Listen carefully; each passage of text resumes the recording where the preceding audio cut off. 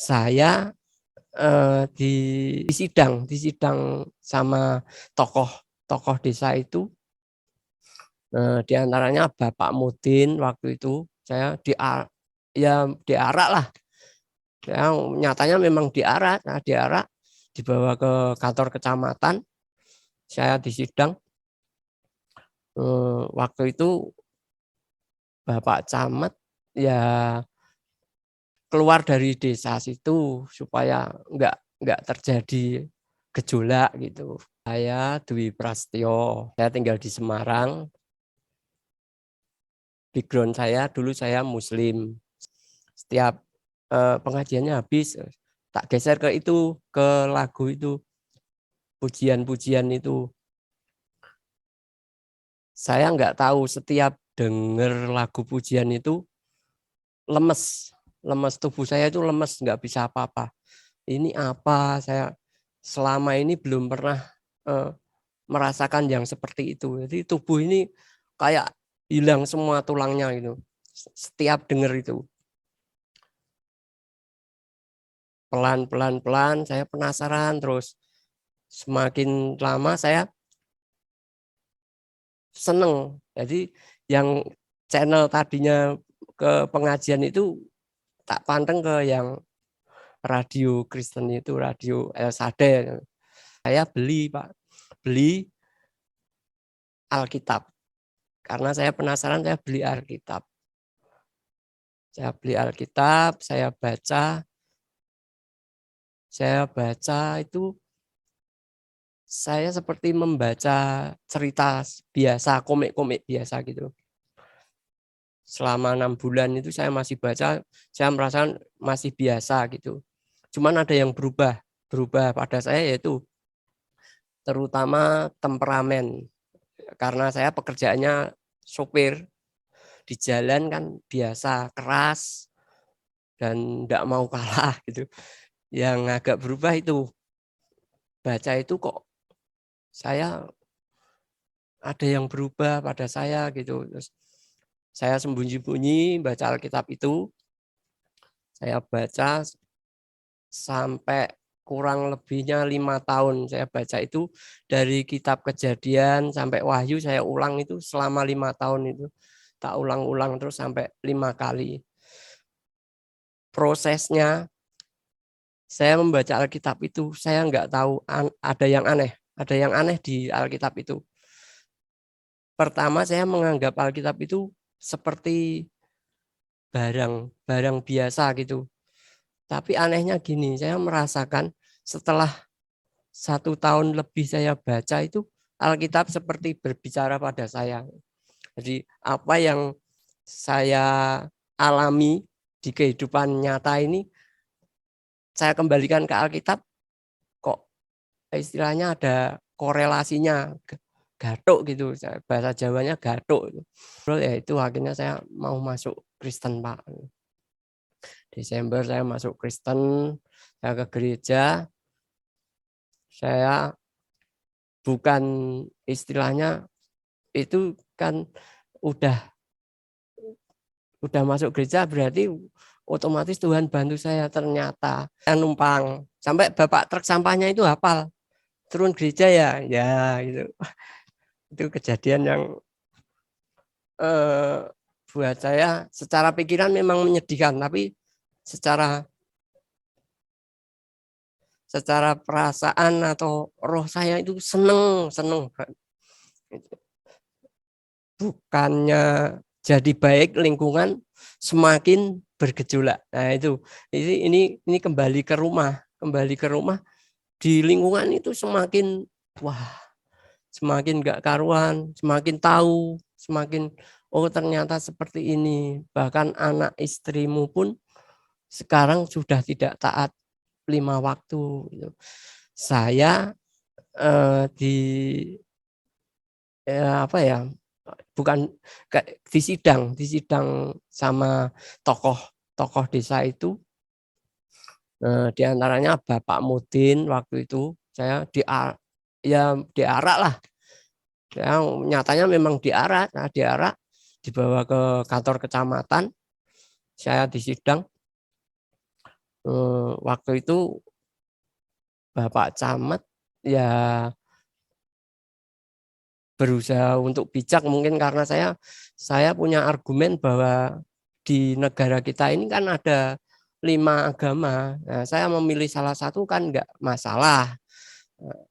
Ya, mungkin dari argumen itu Bapak Camat berusaha untuk bijak, yaitu saya istilahnya dimohon ya kasarnya keluar dari desa situ supaya enggak terjadi gejolak gitu.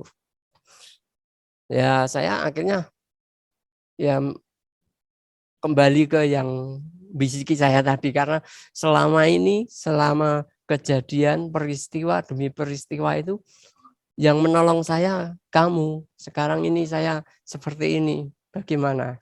Saya lebih dekat ke gereja. Saya tidak pernah istilahnya ngajak istri, ayo ke gereja. Ayo nak ke gereja nak. Saya tidak, karena saya dapat istilahnya masukan dari Bapak Gembala itu dalam bahasa waktu itu Bapak ngomong pakai bahasa Jawa. Jadi wong Kristen ki ojo ngristenke, tapi wong jadi wong Kristen sing ngristeni. Kalau bahasa Indonesia gini, jadi orang Kristen jangan mengkristenkan, tapi jadilah kamu orang Kristen. Itu pasti orang melihat, pasti orang menilai. Kamu nggak usah ngristenke, kamu nanti orang-orang itu saya pegang. Bahkan saya berlakukan ke anak istri. Saya nggak pernah, ayo dek ke gereja, ayo dek, nggak pernah. Nggak tahu setelah beberapa bulan, saya ngekos itu, istri saya kok tergerak. Saya juga nggak tahu, istri saya, Pak pengen ke gereja. Shalom, haleluya, puji Tuhan. Salam sejahtera bagi kita semua. Saudara-saudara, inilah resiko daripada orang yang menerima Yesus Kristus di tengah-tengah masyarakat yang tidak berpikiran cerdas ke depan. Mereka kemudian mengasingkan orang-orang tersebut. Bahkan dalam kesaksian yang baru saja saudara dengar cuplikannya, bagaimana orang yang datang kepada Yesus sudah mengatakan bahwa negara menjamin setiap warga negaranya untuk memeluk keyakinan, agama, kepercayaannya. Namun dia dipaksa keluar oleh camat, saudara-saudara, karena dia menjadi Kristen. Nah, saudara-saudara, inilah keanehan dari oknum-oknum tertentu yang memanfaatkan jabatan mereka. Bayangkan saudara-saudara, sebagai seorang camat. Namun kita percaya bahwa jika kita dipanggil Tuhan, maka Tuhan akan meneguhkan panggilan itu. Tuhan akan mengkokohkan panggilan itu, sehingga panggilan itu tidak akan pernah bisa untuk luntur dalam hidup kita. Saya ingin beritahu kepada saudara, percayalah bahwa Yesus Kristus adalah Tuhan dan Juru Selamat. Tidak ada Tuhan lain kecuali Tuhan kita Yesus Kristus. Saudaraku, kali ini saya ingin mengajak saudara untuk menonton secara lengkap kesaksian dari pesaksi ini. Selamat menyaksikan, Tuhan kiranya memberkati saudara. Haleluya. Saya Dwi Prastyo, 48 tahun. Saya tinggal di Semarang. Background saya dulu saya Muslim. Saya bersekolah SD sampai SMP Muhammadiyah. Kebetulan istri saya sama punya 5 anak. Puji Tuhan, Tuhan kasih saya istri yang istimewa. Istimewanya begini, istri saya itu namanya seperti nubuatan buat saya. Namanya Kristiani. Padahal aslinya bukan Kristiani, itu karena salah tulis. Itu dari bapaknya kan sampai tua, sampai nikah 3 kali nggak punya anak, terus nikah ketiga itu dapat mimpi. Nah, sebenarnya namanya keris yoni. Keris itu pusaka, yoni itu mimpi. Bapaknya merasa mimpi dapat pusaka itulah. Paginya dapat anak dari seseorang, yaitu istri saya. Nanti mungkin istri saya bisa bersaksi di lain waktu. Saya akan bersaksi bagaimana Tuhan Yesus berkarya dalam hidup saya, istri saya, dan anak-anak saya. Kejadiannya dimulai tahun 2008. Waktu itu karena suatu hal saya harus meninggalkan rumah saya yang di Semarang. Karena daripada ngontrak-ngontrak saya bingung, ada rumah peninggalan dari nenek saya di Sukoharjo, di sebuah desa yang paling pinggir di Sukoharjo. Saya tinggal di sana. Saya berangkat sama anak, istri, naik bis sampai sana, cuman tinggal uang 300 waktu itu. Karena tidak ada pekerjaan apapun di sana, uang 300 itu buat modal untuk makan secukupnya. Nah, untuk menghibur, istilahnya buat hiburan, karena di desa enggak ada TV, enggak ada listrik pun masih nyalur tetangga gitu. Itu saya buat beli radio, Pak. Radio itu sering saya gunakan untuk nyetel itu pengajian, karena saya paling senang dengar pengajian gitu. Ya nggak tahu, entah nggak ada yang kebetulan buat Tuhan. Saya itu channel radio yang pengajian itu sebelahnya itu channel radio Kristen terbesar di Solo. Nah, saya juga nggak tahu kalau pas nyari pengajian itu kebablasan gitu, kebablasan, terus kadang lagunya kok enak. Saya pertama kali nggak begitu nggak begitu nyangka gitu. Terus setiap pengajiannya habis, tak geser ke itu, ke lagu itu, pujian-pujian itu. Saya nggak tahu, setiap denger lagu pujian itu lemes tubuh saya itu lemes, nggak bisa apa-apa.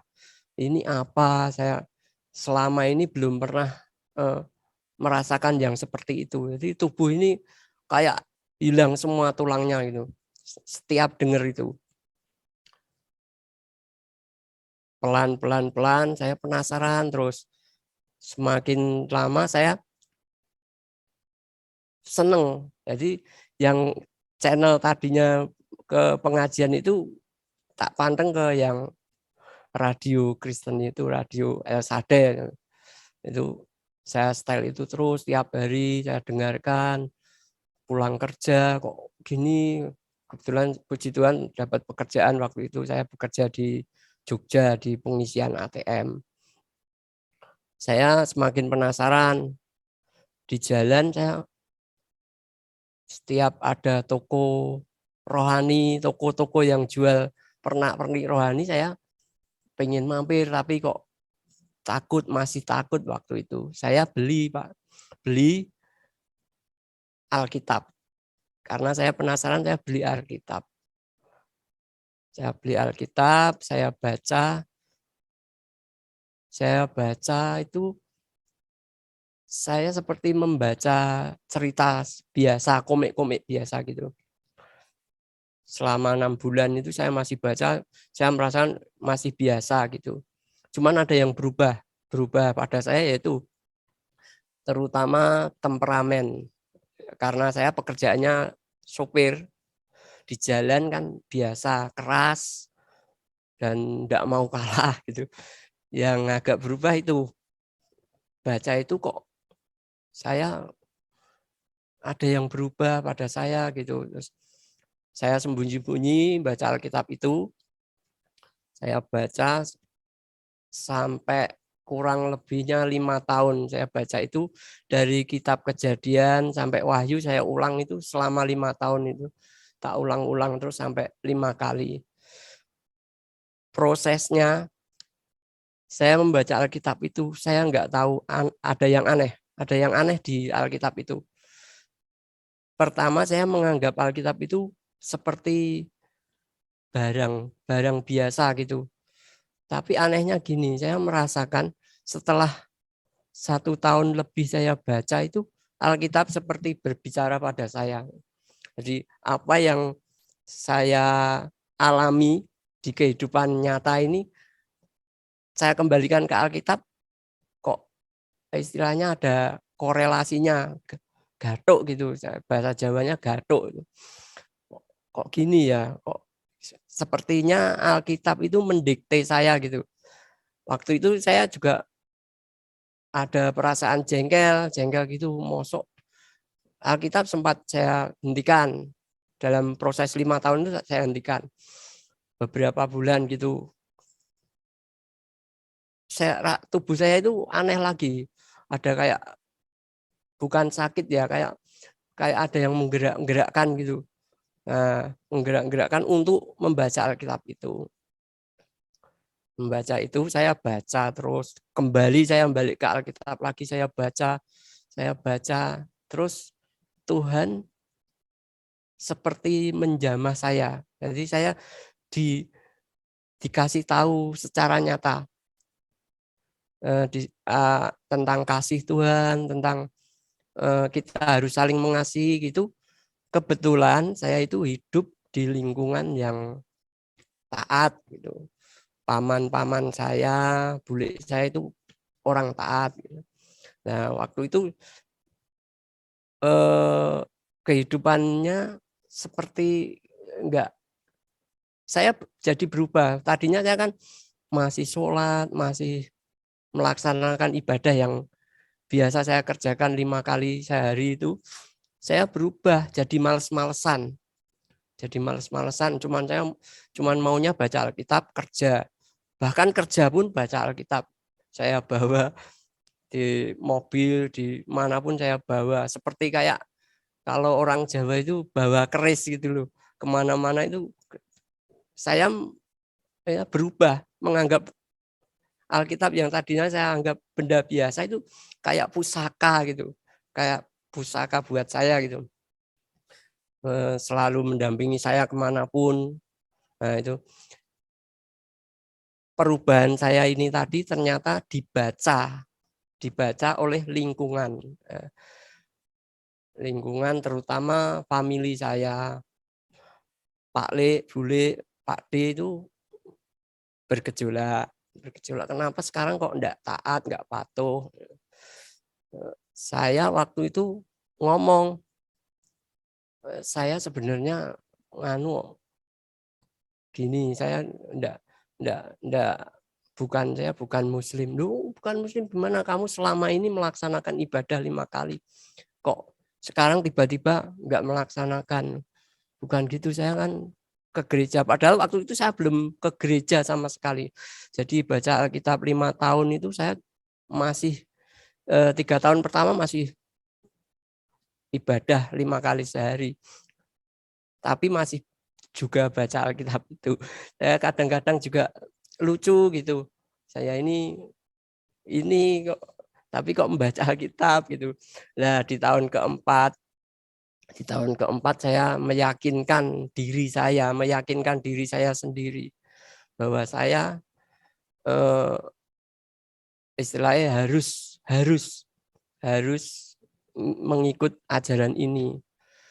Tapi pikiran saya nggak mau karena gini, selain lingkungan, background istri saya itu kan, istri saya lahir di kota santri di sebelah barat kota Semarang, kota santri sana. Istri saya sendiri kan bingung juga karena saya selama membaca Alkitab itu sembunyi-sembunyi.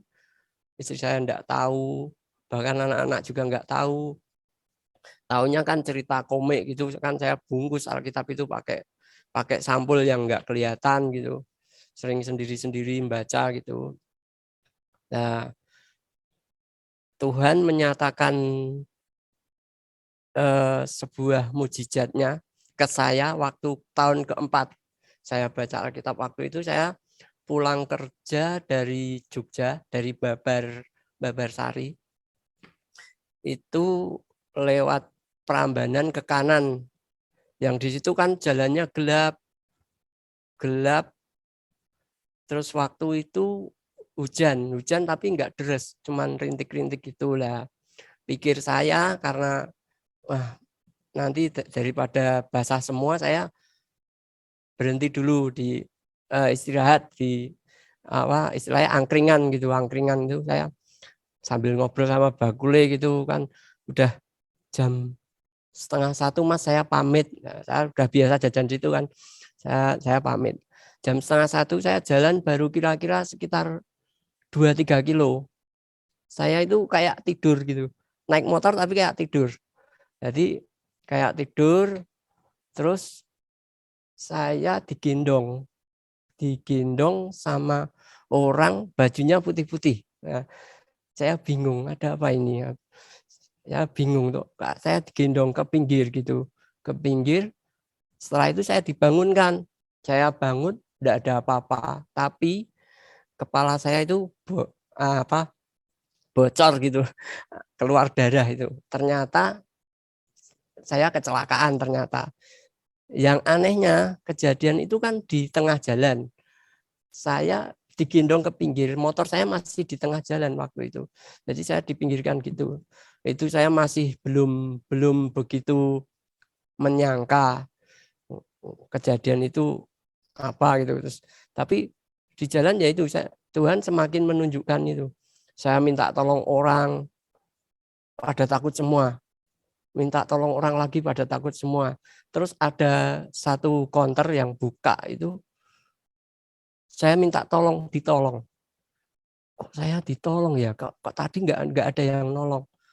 Saya kan darah keluar terus, Pak, ini harus dijahit. Kalau nggak dijahit keluar terus.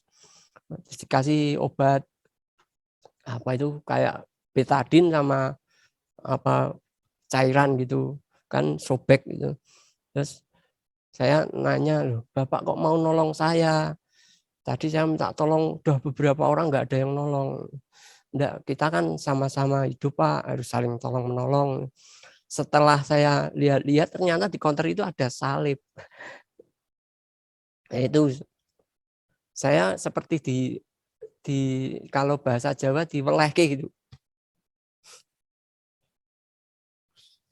Tadi kamu minta tolong ke orang-orang nggak ditolong. Sekarang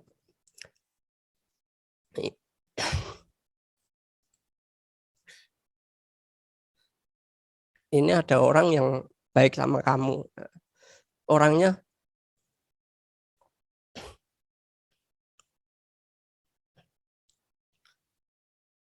itu bagian dari saya gitu. Seperti ada yang ngomong ke saya gitu seperti itu. Saya habis ditolong itu saya nekat pulang sampai ke rumah kira-kira 17-an kilo lagi. Sampai ke puskesmas saya dijahit, pulang ke rumah sempat kayak penyakit apa ya, vertigo kayak gitu. Jadi nggak bisa tidur sama berhari-hari, nggak bisa tidur, nggak bisa, ya itu nggak bisa, kayak ada yang ngomong terus ke saya, kayak ada yang bisik-bisiki saya terus.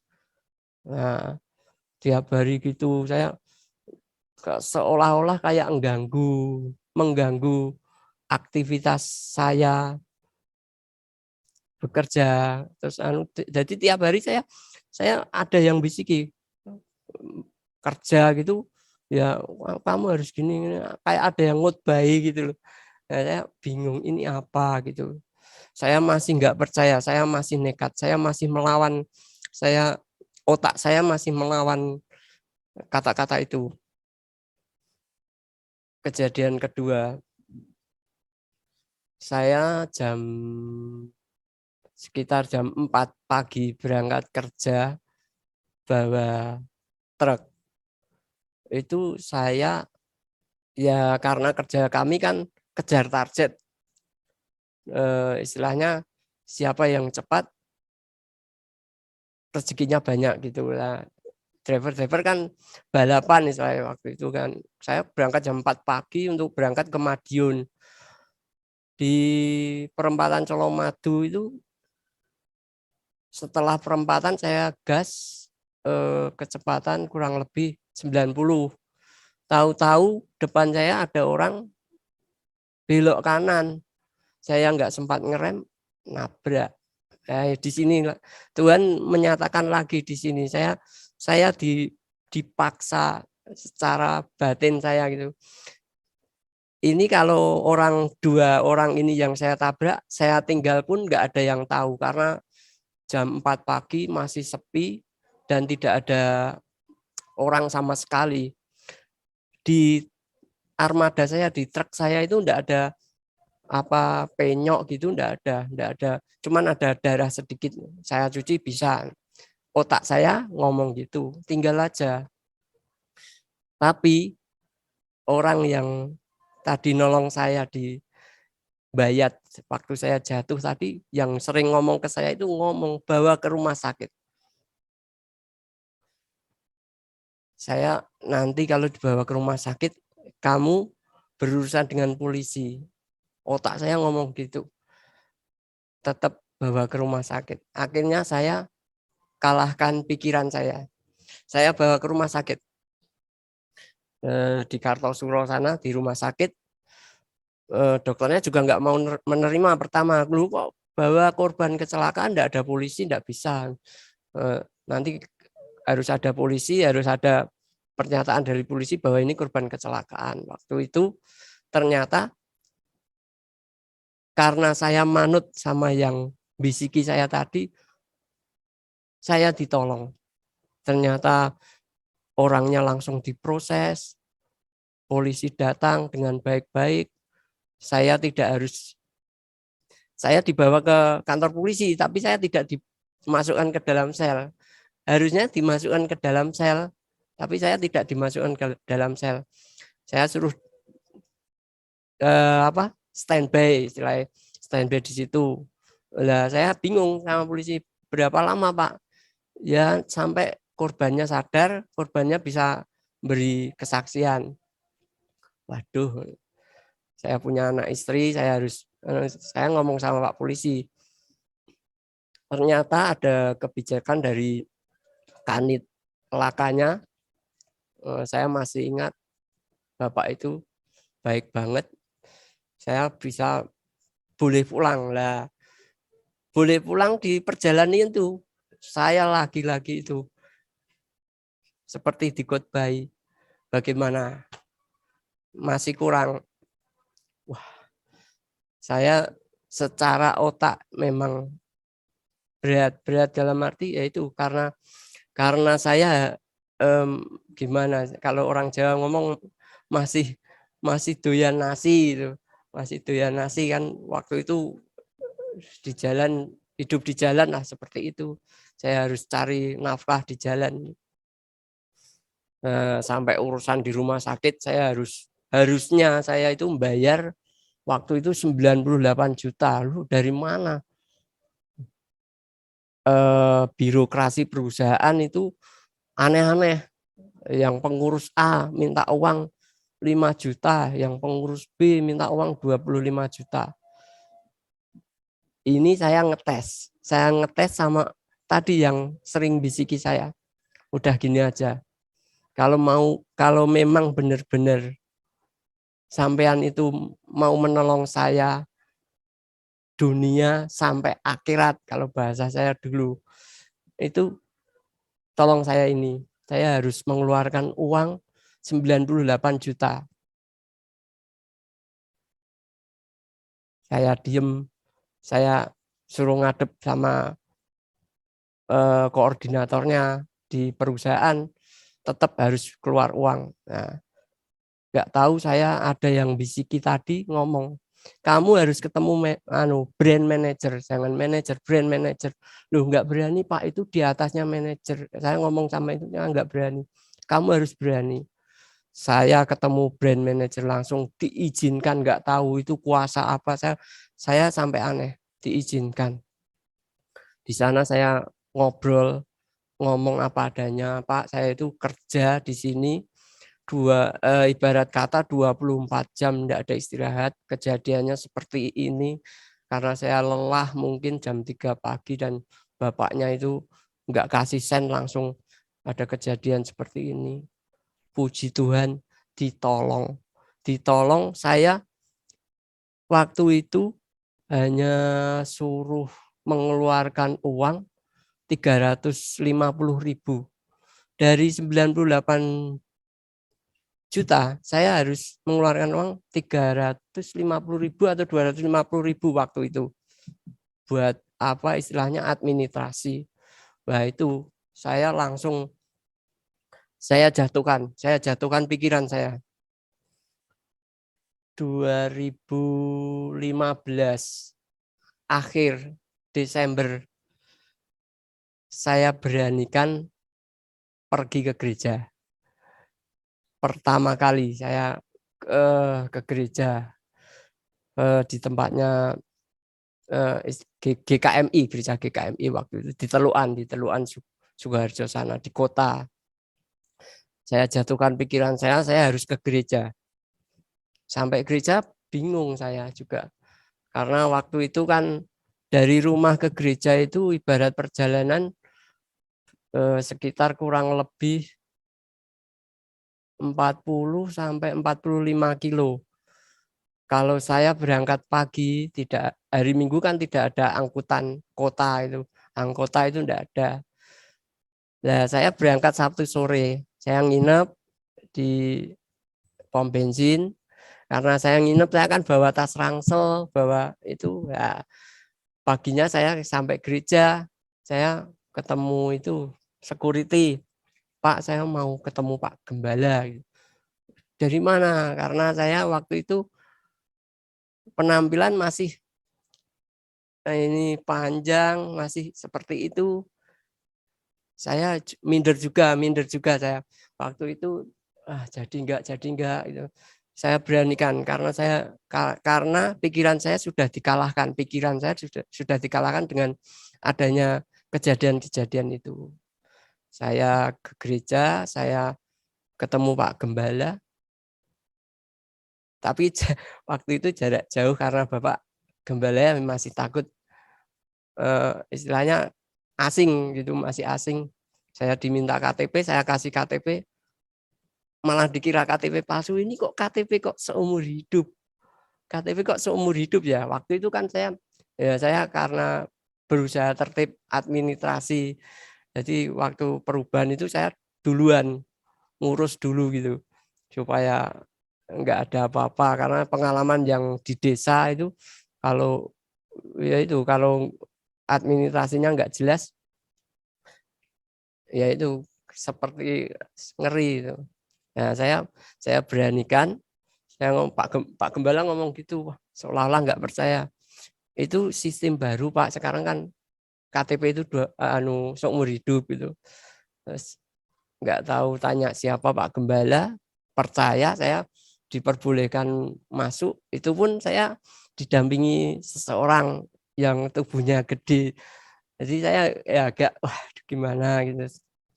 Ternyata habis ibadah, Ibu Gembala yang duluan, kan mungkin kan wanita hatinya lebih lembut, itu menyapa saya dan bertanya-tanya, terus ngobrol, ya itu akhirnya saya mau masuk Kristen Pak. Desember saya masuk Kristen, saya ke gereja, saya bukan istilahnya itu kan udah masuk gereja berarti otomatis Tuhan bantu saya. Ternyata secara kejadian di luar itu masih, jadi tidak, saya ke gereja tiap minggu, saya istilahnya kalau bahasa Jawanya direwangi itu. Ya untuk Tuhan nggak direwangi karena pikiran saya udah kalah dari itu tadi. Itu omongan yang membisiki saya itu. Jadi kalau berangkat ke gereja itu jalan kaki, Pak. Saya 45 kilo. Kadang kalau ada itu truk sampah, nah itu saya numpang. Sampai bapak truk sampahnya itu hafal. Turun gereja ya gitu. Itu kejadian yang buat saya secara pikiran memang menyedihkan, tapi secara perasaan atau roh saya itu seneng. Bukannya jadi baik, lingkungan semakin bergejolak. Nah itu ini kembali ke rumah di lingkungan itu semakin semakin nggak karuan, semakin tahu, semakin oh ternyata seperti ini. Bahkan anak istrimu pun sekarang sudah tidak taat 5 waktu. Saya bukan di sidang sama tokoh desa itu, di antaranya Bapak Mudin. Waktu itu saya diarak lah. Yang nyatanya memang diarak dibawa ke kantor kecamatan. Saya disidang. Waktu itu Bapak Camat ya berusaha untuk bijak, mungkin karena saya punya argumen bahwa di negara kita ini kan ada 5 agama. Nah, saya memilih salah satu kan enggak masalah. Nah, mungkin dari argumen itu Bapak Camat berusaha untuk bijak, yaitu saya istilahnya dimohon ya kasarnya keluar dari desa situ supaya enggak terjadi gejolak gitu. Ya saya akhirnya ya kembali ke yang bisiki saya tadi, karena selama kejadian peristiwa demi peristiwa itu yang menolong saya kamu. Sekarang ini saya seperti ini. Bagaimana? Waktu itu saya nekat istilahnya keluar dari situ. Keluar, saya kos 1 kamar kecil gitu di kotanya, di dekat gereja lah. Kalau ke gereja paling jalan 700 meter gitu, puji Tuhan. Gerejanya Pak Gembala juga tahu kondisi saya gitu. Pak Gembala tergerak menolong saya. Terus banyak saya sampaikan, mungkin Bapak Gembala Budi melihat saya belum bisa membalas, bahkan mungkin tidak bisa membalas kebaikan Bapak ke saya.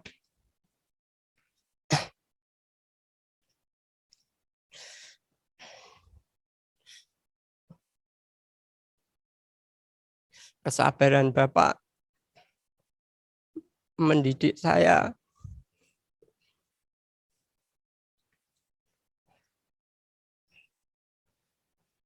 Setelah saya pindah kos-kosan itu, saya lebih dekat ke gereja. Saya tidak pernah istilahnya ngajak istri, ayo ke gereja. Ayo nak ke gereja nak. Saya tidak. Karena saya dapat istilahnya masukan dari Bapak Gembala itu. Dalam bahasa waktu itu Bapak ngomong pakai bahasa Jawa. Jadi wong Kristen ki ojo ngristenke, tapi wong jadi wong Kristen sing ngristeni. Kalau bahasa Indonesia gini, jadi orang Kristen jangan mengkristenkan, tapi jadilah kamu orang Kristen. Itu pasti orang melihat, pasti orang menilai. Kamu nggak usah ngristenke, kamu nanti orang-orang itu saya pegang. Bahkan saya berlakukan ke anak istri. Saya nggak pernah ayo Dek ke gereja, ayo Dek, enggak pernah, enggak tahu setelah beberapa bulan, saya ngekos itu, istri saya kok tergerak. Saya juga enggak tahu, istri saya, Pak pengen ke gereja. Pertama dia agak-agak gengsi itu. Gengsinya ya itu, Pak enggak pernah dulan-dulan, Mbok. Diajak dulan, ya dulan kemana? Paling saya main ya ke gereja gitu. Ya udah ke gereja. Saya sebenarnya tahu istri saya itu pengen tahu gitu, pengen tahu gereja itu seperti apa. Ya akhirnya ya itu, tapi saya nggak maksa kamu loh ke gereja masih istilahnya kalau bahasa oglangan itu, kadang-kadang ke gereja, kadang-kadang enggak, kadang-kadang ikut gitu. Tapi saya tetap hari Minggu, hari Rabu ada itu apa PA, membahas Alkitab itu saya selalu mengikuti. Saya ikuti. Yang nuntun saya itu memberitahu ke saya bahwa Alkitab itu bukan sembarangan, bukan bukan itu saya firman Tuhan itu hidup benar. Jadi Alkitab itu hidup. Mulai itu Pak, saya takut. Bahkan saya menaruh Alkitab itu sampai saya terus terang sama istri, udah saya terus terang aja Bu, ini gini, saya nggak akan sembunyi-sembunyikan lagi. Tolong ini jangan digeser, jangan dipindah, gitu. Ya, itu terus akhirnya seperti ya itu dirubahkan, satu rumah dirubahkan, istilahnya kan malam-malam saya tanya istri saya, loh Bu, kok kamu sekarang mau gini-gini, ya nggak tahu Pak, kok Bapak sekarang berubah, nggak kayak dulu gini-gini. Dulu sering marah, sering ke anak-anak. Saya kalau marah dulu nggak kontrol Pak. Jadi apa yang saya pegang ya itu pasti saya pukulkan, pasti dulu pasti saya pukulkan. Sama istri saya, memang saya banyak dosa itu. Saya kalau mengingat yang itu, saya itu malu banget. Ya banyak dosa, saya banyak berbuat salah gitu. Nah, itu masih kurang, istilahnya saya masih diberi lagi bukti. Anak saya yang paling gede itu kan udah lulus bekerja, terus tiba-tiba minta ya daripada sama laki-laki kesana kemari goncengan kan dilihat orang nggak enak, nikah sama ya Muslim berseberangan. Ya udahlah, enggak apa-apa. Kalau Tuhan berkehendak pasti nanti ada jalan. Nah, itulah akhirnya ya itu nikah secara gereja gitu, nikah. Dia mau karena itu ya udah. Terus anak saya pengen tinggal sendiri, pengen mandiri. Waktu itu saya udah bisa kontrak satu rumah gitu. Anak saya pengen mandiri sendiri lah. Itu kejadiannya jam 2 malam. Jam 2 malam itu ada yang totok-totok rumah. Bapak, Ibu. Saya bilang istri saya, itu siapa ya Bu ya? Ternyata setelah dibuka anak saya yang cewek tadi. Ada apa no? Mas Sigit, anak suaminya itu sudah 3 hari nggak pulang, sudah 4 hari nggak pulang. Loh, lah kemana? Masa nggak izin? Ya izin, tapi izin kerja berangkat jam 4 pagi. Jam 4 pagi berangkat, tapi kok nggak pulang, udah 4 hari ini. Saya tanya teman-teman nggak ada yang tahu. Saya tanya temennya kerja juga nggak tahu.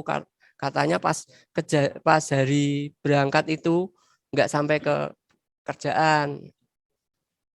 Nah, saya waktu itu kebetulan ada libur, saya muter kota, saya cari bahkan sampai ke kota sebelah, sampai ke Solo. Saya cari terutama kantor polisi ya, karena kan biasanya polisi kan menerima laporan kehilangan atau laporan ada orang hilang gitu. Saya tanya-tanya, wah sudah berapa, ada beberapa polsek yang saya tanya. Ketemu di satu polsek. Nah, di situ, oh ada yang namanya si A. Loh, itu anaknya umur segini Pak. Iya benar, umur segini. Ciri-cirinya begini. Iya, seperti itu Pak. Bapak polisi ngomong gitu. Loh, sebentar Pak. Saya mau tanya, anak ini bisa di sini karena apa Pak? Karena gini, menurut cerita istrinya, anak ini berangkat kerja jam 4 pagi. Sampai 4 hari ini enggak pulang. Oh gini Pak, anak ini dibawa ke sini atas tuduhan pencurian. Jadi ceritanya gini, setelah saya ketemu anaknya, saya tanya, gimana ceritanya? Jam 4 pagi berangkat, dia nerima telepon dari temennya, berhenti di depan rumah orang gitu. Tapi orang itu kayak kaget gitu, ya, kaget atau nggak tahu apa, dia teriak maling. Nah, jadi anak itu sempat dimasah, bahkan ini di kelopak mata yang dalam ini keluar darah. Nah, saya kembali ke Pak polisi tadi, saya ngomong, gimana Pak supaya anak ini bisa keluar, karena tidak mungkin anak saya berbuat seperti itu, menantu saya. Dia orangnya baik, pendiam. Oh, kita nunggu istilahnya dari yang melaporkan ini nanti gimana, istilahnya benar apa enggak gitu. Oh, enggak bisa diambil ya Pak. Ya bisa, tapi ya istilahnya ada syarat-syarat tertentu lah yang akhirnya ya ke uang. Nah, padahal waktu itu kan ya belum begitu baik perekonomiannya. Waktu itu saya harus bayar anak itu 5 juta gitu. Nebus motornya 2 juta motor anak itu. Nah, tapi saya kan nggak punya. Nah, saya bingung. Boleh nggak saya ketemu anak saya? Boleh Pak.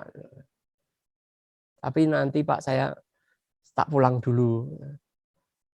Saya pulang sampai rumah itu saya sebenarnya sudah males dan takut. Saya itu setua sampai berhubungan dengan apalagi kriminal, saya sangat takut gitu. Wong tadi nabrak orang aja saya yang di Colomadu itu sampai Pak polisinya kasihan sama saya, terus saya disuruh di luar aja itu. Nah itu sampai rumah saya di dalam kamar berdoa, Tuhan kok apa istilahnya peristiwa ini kok nggak berhenti gitu, kok ada terus gitu. Maksudnya saya jatuhkan pikiran saya percaya, tapi kok ini masih ada seperti ini gitu. Terus tangan saya gemetar, terus apa kayak orang kesetrum, nah kayak orang kesetrum gitu. Saya ngomong ke istri, Bu, tolong bikinin makanan dirantang. Ini tadi maaf saya belum cerita sama anak istri bahwa saya ketemu anak saya di polsek ini.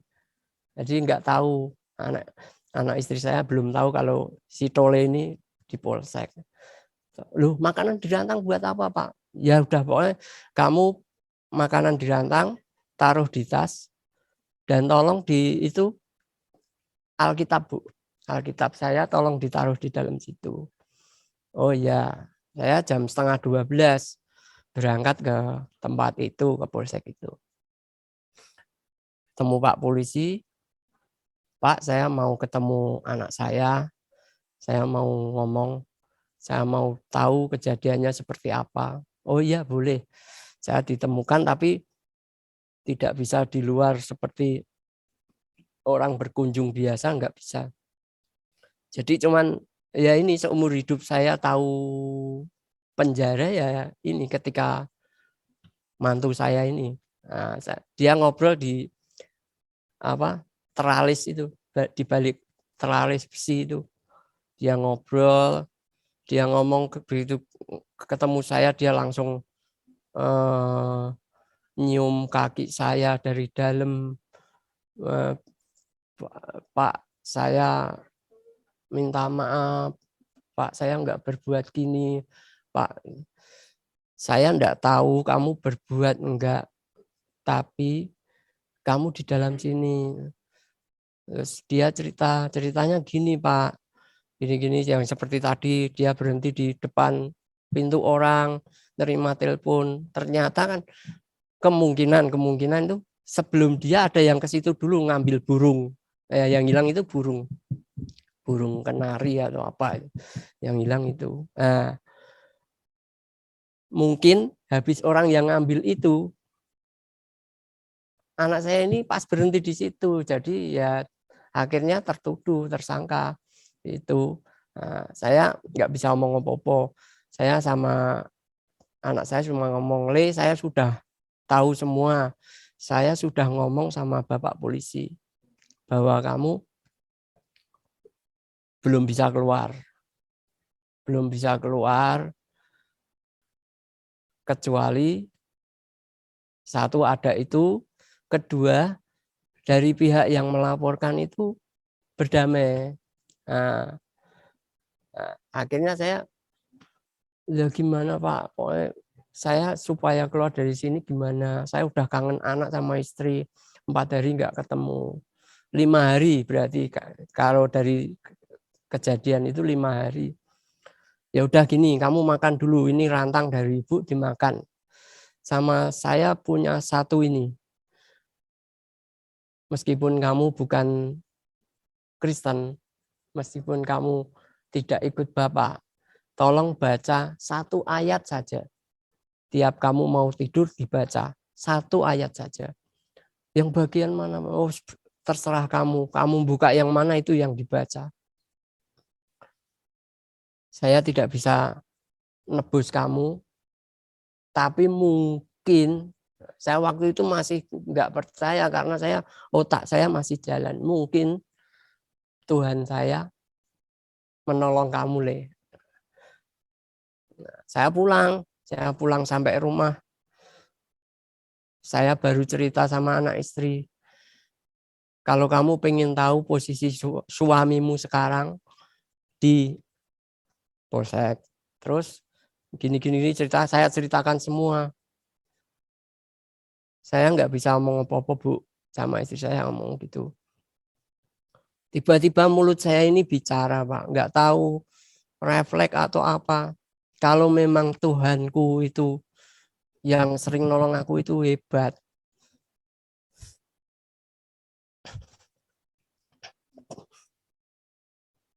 Hari,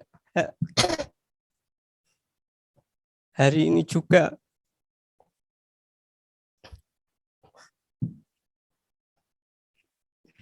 dia pulang ke rumah. Saya nggak bisa kalau uang nggak bisa mengeluarkan uang segitu, nggak bisa.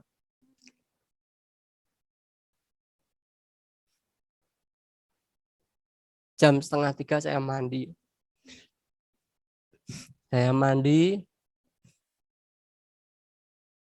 Di luar itu ada teriak-teriak. Istri saya teriak-teriak.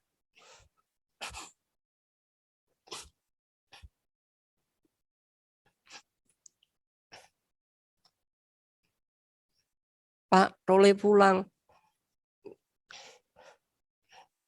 Role sopo? Role siapa? Ternyata suami anak saya.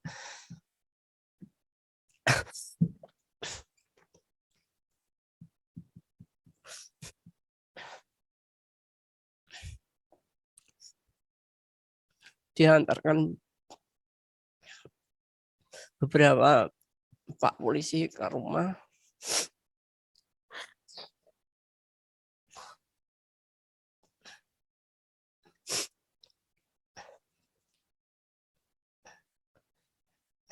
Di situ saya dijatuhkan lagi.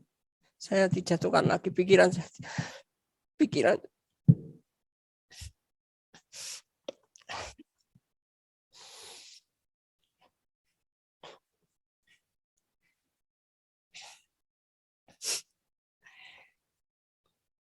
saya semakin takut dengan Alkitab itu, takut dengan Tuhan.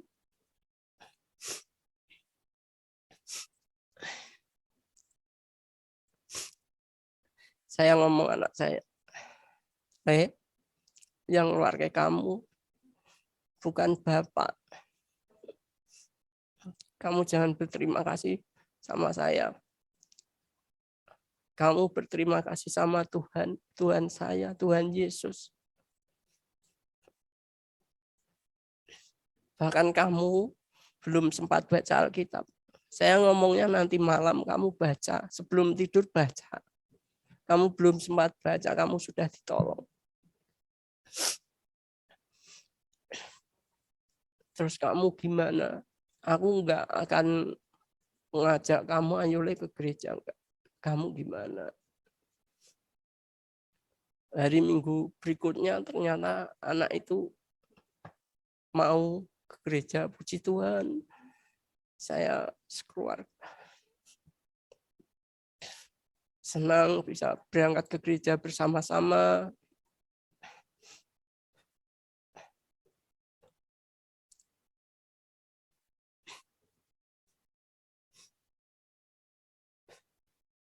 Tapi saya masih kotor. Saya masih kotor karena waktu itu saya masih bekerja di jalan. Di jalan itu banyak kotoran. Ya sistem yang mengharuskan, contohnya kayak ya korupsi lah. Korupsi itu sudah kayak dikoordinir gitu di perusahaan-perusahaan tertentu gitu. Nanti bensin segini dihitung segini gitu. Saya jadi seperti itu jadi nggak senang, nggak tahu gimana. Saya pengen nggak kerja di jalan Tuhan, tapi saya harus kerja. Ya saya jalani, saya kerja.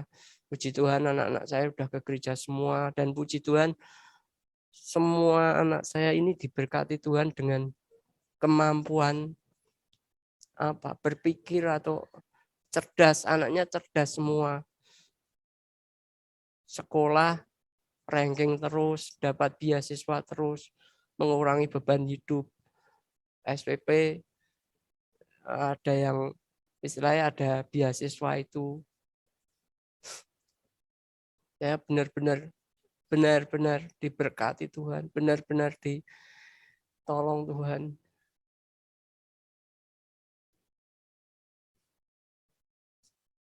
Saya masih ingin bersihkan tuh pikiran, kelakuan saya. Ternyata prosesnya tidak mudah ikut Tuhan, tidak mudah. Kalau ada yang ngomong ikut Tuhan, dibaptis, terus ke gereja nanti masuk surga gitu. Waduh. Tidak semudah itu. Banyak saya teman-teman, ya istilahnya teman sharing, saya sering ngobrol, enggak apa-apa, bro, hidup kita sudah dijamin gini. Sudah dijamin Tuhan, nanti kita bertobat. Saya nggak bisa. Waktu itu nggak tahu. Jadi hidup saya itu berubah gratis, berubah total. Yang nggak tahu saya, yang tadinya berani jadi cengeng, yang tadinya ya pokoknya perbuatan duniawi ini sudah pernah saya lakukan semua itu. Terus Pak Gembala juga sering ngomong ke saya, kamu itu memang dipilih Tuhan. Saya juga ngomong Pak Gembala, Pak saya ini banyak dosa di dunia ini. Ada beberapa dosa itu sudah pernah saya lakukan semua. Nggak ada yang belum, semua pernah saya lakukan. Tapi kenapa saya itu yang bertentangan dengan kadang pikiran dan perasaan saya, yaitu kok saya seperti ini, diubahkan. Meskipun kadang ya itu manut, termasuk kepindahan saya ke Semarang 5 tahun yang lalu itu kan, itu jam 2 malam saya berdoa di luar kontrakan itu, kok jam berapa, jam 12 itu. Kamu malam ini harus ke Semarang. Saya mau ngeyel lagi takut, tapi kalau nggak ngeyel jam 2 malam loh, jam 2 malam. Saya bingung transport, bingung naik apa. Jam 2 malam, akhirnya saya ngomong ke istri, Bu, ini gini, kamu siap nggak? Ternyata istri saya juga istilahnya sudah dukung saya. Ya sudah Pak, kalau memang harus begitu, ya sudah. Akhirnya yaitu jam 2 malam saya nekat ke Semarang untuk pulang ke sini. Tuh pulang ke sini saya bingung, saya mau bergereja di mana. Kalau bergereja ini lingkungan baru lagi, nanti bagaimana nasib saya? Saya kan pulang ke Semarang ikut orang tua, bukan di rumah sendiri sekarang. Kalau dulu di rumah sendiri, ini ikut orang tua. Padahal ibu seperti itu. Saya bingung lagi. Tapi ya itu yang sering, Mas nggak usah khawatir, yang bisiki saya nggak usah khawatir dan sebagainya. Begitu sampai Semarang saya juga bingung. Saya harus bergereja di mana, dan waktu itu ya akhirnya ya ditunjukkan. Terus puji Tuhan minggu kemarin perjuangan istri saya mencari Tuhan sendiri. Maaf istri saya enggak bantu karena saya enggak senang. Kamu Kristen harus kemauanmu sendiri. Bukan saya, Bu, nanti ini ada ini loh. Nanti hati-hati loh, Bu. Kalau saya enggak mau gitu karena saya takutnya seperti saya nanti enggak kuat. Kalau benar-benar itu dari Tuhan enggak kuat. Biar mandiri. Puji Tuhan ya itu lewat perjuangan, ada kerinduan pengen dibaptis lewat Bapak Gembala, Pak Bambang sini dibantu, ditolong, difasilitasi. Istri saya puji Tuhan dibaptis. Paling akhir istri saya kemarin, anak-anak malah sudah baptis dulu. Paling akhir itu pun seperti mimpi karena saya gimana ya, sedikit sembunyi-sembunyi di sini karena yaitu mau bergereja nanti takut lingkungan gitu, tapi ya saya nembung ke gereja sana supaya istri saya bisa dibaptis, tapi nggak tahu ada kendala apa, nggak jadi lagi gitu. Akhirnya ya itu memang tidak ada yang kebetulan, benar-benar tidak ada yang kebetulan. Saya bertemu dengan Bapak Ibu Gembala Geraha Karismatik sini, Bapak Bambang, saya ditolong, istri saya dapat dibaptis kemarin, puji Tuhan. Ya itu pengalaman saya di jamah Tuhan, diproses yang benar-benar menurut akal keras banget. Banyak sebenarnya keajaiban Tuhan yang ditunjukkan ke saya, tapi kalau saya cerita wah akan panjang banget. Ini saya cuman mengambil beberapa poin yang istilahnya memang benar-benar saya merasakan secara tubuh, karena saya dari kecil itu orangnya nggak percayaan. Jadi kalau ada orang ngomong gitu, kalau nggak ada buktinya saya nggak percaya. Kebetulan bapak saya kan dalang, jadi suka klenik itu. Itu kalau sering ngobrol, bahkan sajen-sajen itu sering saya colongi, saya makani gitu. Waktu kecil badung nakal, karena saya nggak percaya gitu. Lah kok saya jadi anak Tuhan ini seperti apa ya, dibukakan dalam arti gini, jadi tahu, oh ternyata itu kuasa Tuhan itu ada, bahkan menggerakkan kita mau melawan nggak bisa. Saya alami sendiri itu waktu saya harus ke Polsek. Itu sebenarnya saya sudah nggak mau berurusan dengan hal-hal itu. Saya nggak mau, tapi saya seperti disetrum, terus didorong. Saya harus naik Vespa saya, sampai saya nggak tahu ngoper berapa, langsung 3 jalan. Bahkan mata saya itu kayak merem gitu, nggak tahu jalan. Sampai Polsek saya nanti mau apa saya nggak tahu, bawa rantang, bawa Alkitab, kayak nggak tahu ya, itu mujizat Tuhan lah ya, yang saya alami, yang saya rasakan ya. Semoga apa yang saya saksikan ini bisa menjadi berkat buat banyak orang ya, karena mungkin bahasa saya yang belepotan, saya mohon maaf. Saya kira cukup.